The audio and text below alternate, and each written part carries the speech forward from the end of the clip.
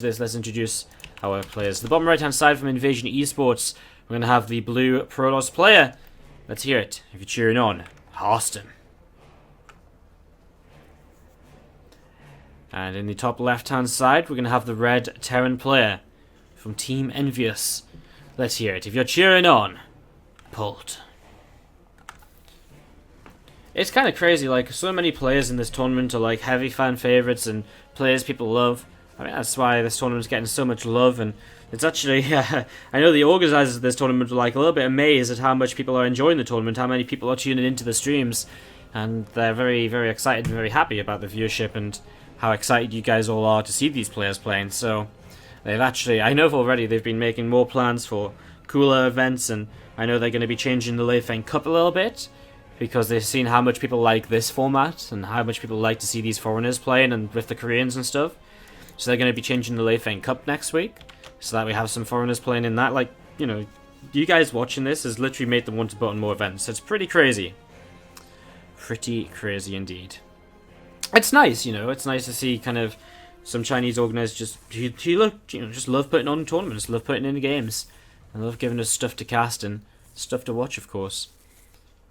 Early on here, we're going to see Polt actually have the full wall off, going to go for that second gas. I mean, this is the home of that early tank push build order.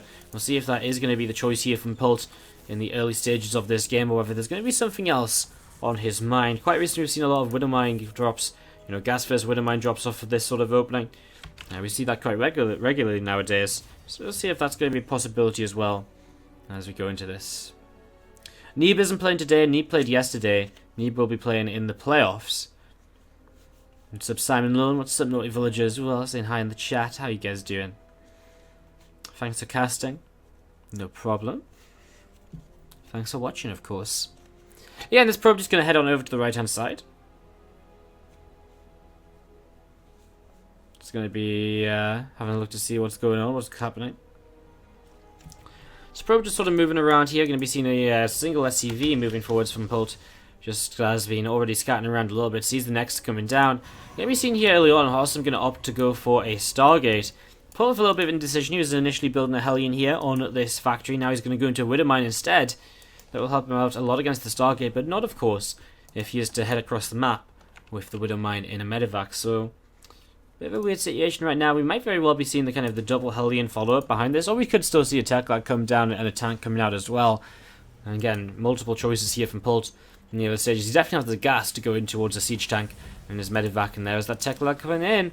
I mean, I actually quite like this kind of version of the build, but I do feel as though the Widowmine drop has so much potential to get a bit of damage done early, just to kickstart that tank push and to really get it into full, you know, get into momentum on your side, so that you can have just as much as you need to push across the map with, and just to, you know, really push through and so on.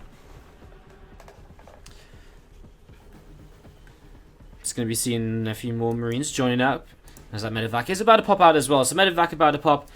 Let's keep our eyes on this Oracle though. Obviously the Oracle will have a pretty big impact on this game, and there's not immediately going to be anything to shut it down. Even a Liberator doesn't kill an Oracle very quickly at all. So there isn't going to be much back at home for Polt. So this Oracle could be huge. Now we do see 3 Adepts moving across the map as well. They're just going to cancel that shade. They're going to stick around towards the front for now. That Widowmine drop coming in. What's going to be important is here is either kind of getting the Oracle at home to keep the Revelation available, which he is actually going to do. Alternatively, he could get the Phoenix out. With the Phoenix, he can lift up Widowmines. And if he's lifting up Widowmines, then he can stop the, you know, then he kind of negates the need for kind of detection as well. See, one Widowmine just going to burrow towards the front. Oracle not going to do anything just yet. Marine's going to actually load up and just back away a little bit here. There's that single Phoenix. Phoenix can be very useful in general throughout this engagement that's coming in. They can lift up the siege tank before the fight. They can take down a Cyclone and cancel its lock-on, for example. They can take the important units here from this fight for Polt and get rid of them nice and quickly, as we do see extra gates finishing up, and Harstem very soon will have to start being a little bit cautious here. Look at that Polt sieging up right on the range of that pylon. Bunkers coming up as well, making it harder and harder to really engage into this. And here we go. Adepts are going to start moving forwards. Probes started coming in as well. The Oracle will also start to fight. The Oracle goes down, but not before plenty of Marines are dead, as we see the Liberator. A little bit late to siege up. Was actually fighting the Phoenix for quite a while here. Probes still pulled into this, and Harstem is a bit of a weird fight where it's hard to kind of really figure out what's going on. But Harstem looks as though he's going to be pushed back. His probes get back to mining. The bunkers did get delayed. So the bunker's delayed right now. There's not another SCV brought across the map just yet to help out with this. There's an SC mule dropping to repair up the Liberator. Extra units coming in right now. Another Phoenix on the way as well. Those Phoenix, again, very important. You lift up this tank, you lift up that Cyclone.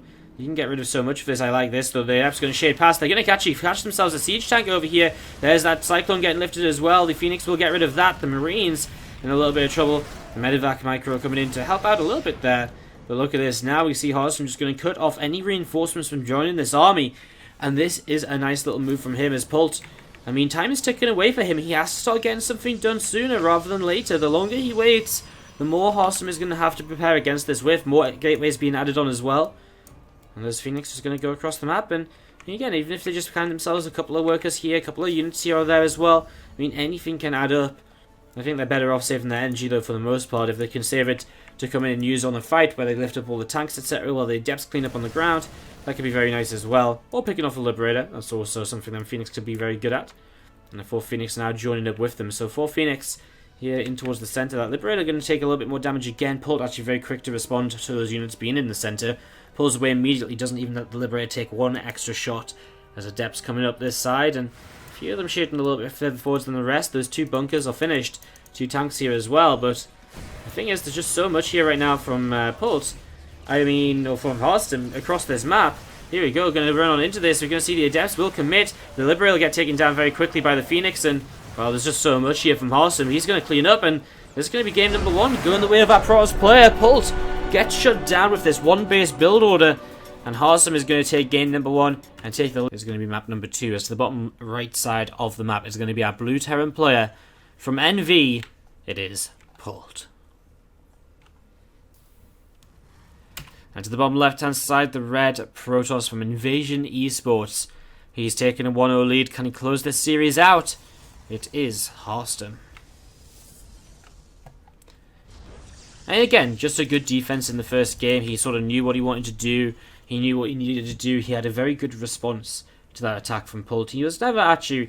Again, I still refer back to the first fight as being somewhat messy, and it is very hard to sort of understand what exactly was happening, but I think Harstem knew what he was doing, and I think he was quite content when he cleaned out most of the Marines, and there was only really the tanks left over. The bunkers had been stopped from building as well.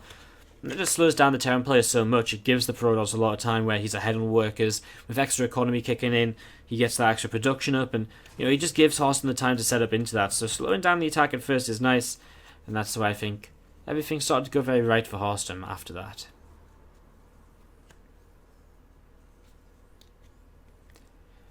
Probe going to come across here from Harstem, just going to be jumping in towards the main base. Doesn't really find too much to spot, just a very standard Reaper expand.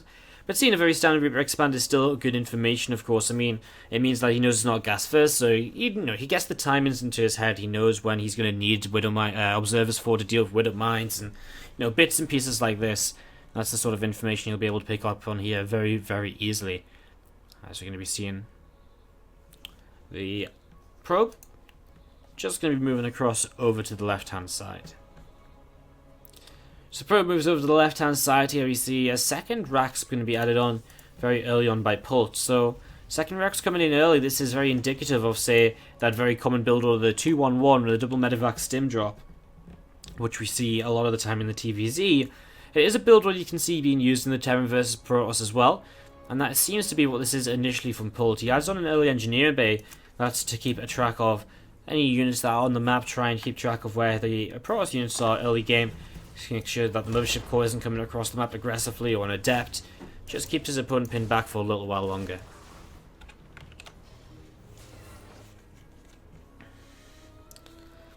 Bit actually just going to loop around a little bit, wants to try and keep picking up information here, and does want to try and see the Stargate that's coming down, I imagine.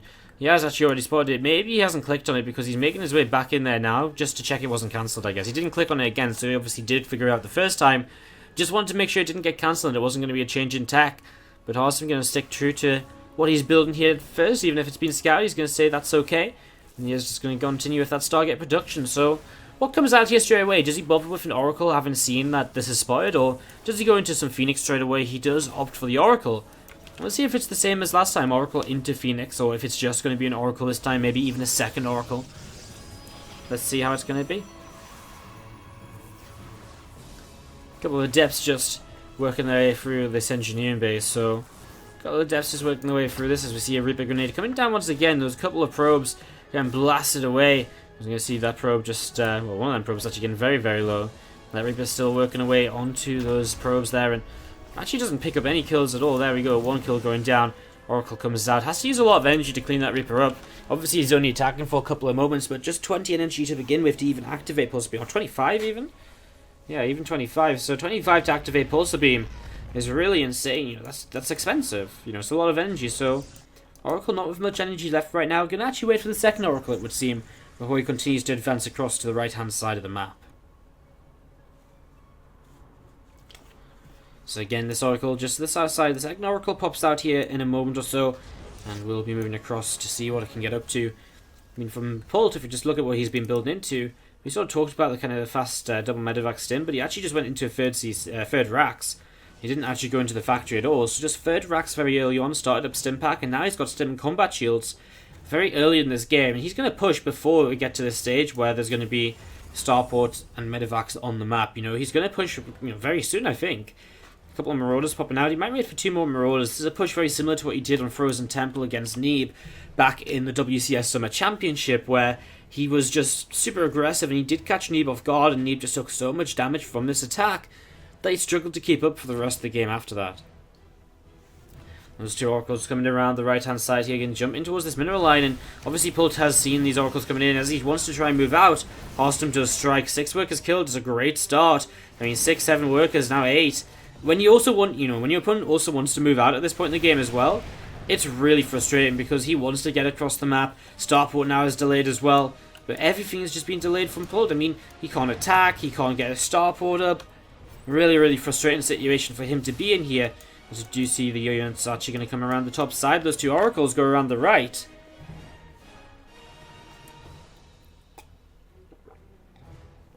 And they too are just looking to see what else can be done. 3 more Stalkers going to warp in. Obviously at this point Harstem needs to just get up as many units as possible to defend against this attack. He knows it's coming, he's seen how much bio there is. As we see just moving forwards here, these Marines and Marauders going to start pushing up this ramp. Overcharge is available, 1 force field comes down.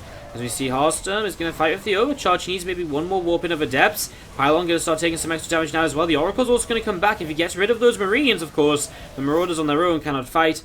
Good defense from Harstem where he just trades out with this army, and well, honestly, that's all Harstem really wants to do. If he trades out with this army, that's great, because he's the player who went into a faster third base. Polt's the one who's committed to so much army to try and get damage done early, but this isn't really damage being done. This is just Polt kind of trading, again, trading armies, and that's not really what, he wants. He wants more than that. I mean, he didn't even kill off any of the important units, he didn't kill off the Oracles at all. He killed off a Sentry, but that was about it in terms of importance of units which went down there. Really just the Sentry falling and not too much else. A couple of Oracles just going to come through the centre. And I'll be looking to see what they can get up to through. Gateway is coming down now on the left hand side. So a few gates coming down here. And we're just going to be seeing units collecting together once more over to the left hand side. Look at this, another Bioforce to the bottom side. This is quite cute because actually this might catch Harstem off guard because he doesn't have any map control currently down to the southern pathway. It looks as though he's picked up on something there. I think he just saw those medevacs heading down here anyway, so he gets a pretty good idea. So those Oracles in the end do pick up the information he needs to start pushing this back. And you can see that Polt is beginning to pull this back as well. These Marines and Marauders pulling back through the south side. Again, 2 Oracles up at the top. A couple of Adepts going to be shading forwards as well. Just going to be looking to see what they can get up to. Another revelation, I like it. Keeping track of a couple of those medevacs gives them a very good idea as to where the majority of the army is going to be headed all the time. So even as though it's not like the largest revelation, it still gives them very good information to work with here. And he's actually got revelation on a couple of Widow Mines as well, which of course help clean those up if that situation does arise. Resonating Glaive starts. Blink was the first upgrade off the Twilight, as we're also going to see 1-1 finishing. So upgrade's going to be dead even here between the players as Polt begins to push on forwards. Getting to push on forwards with these Marines and Marauders. A couple of Widow Mines for medevacs. Going to take down a pylon to begin with. Polt starting up this attack. Harstem not rushing into anything. I like this. The Stasis Ward on the high ground just to help him protect this position a little bit more easily if Polt does push up here. It's actually not going to be even upgrades. I thought Polt had 1-1, but it's actually only a +1 attack. No +1 armor started at all, and of course No third base either, so Polt is really committed to this 2-base attack, which I'm not sure about, because again, he lost a lot early on. He lost a lot in that first kind of set of units, and didn't really do too much either, so it feels as though Harstem should be able to kind of push back this committed army production.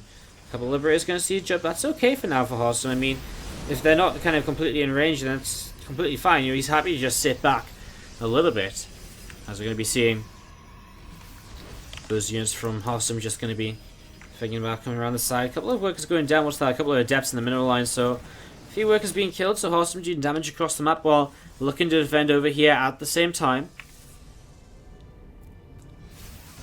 Let's see a few units starting to stem up. Another couple of overcharges will just buy that Harstem them a few extra seconds. I mean, extra seconds are so important to him right now. Again, his extra economy is kicking in. His extra economy kicks in. His army supply rises. And look at this. I love this attack he's setting up for. Comes around the side. He already picks off a Wood of Mine and also a Liberator flying over the top to reinforce. Next Liberator goes down. He hasn't even had to fight in Liberation Zones. Yet another Liberator reinforcing gets taken down.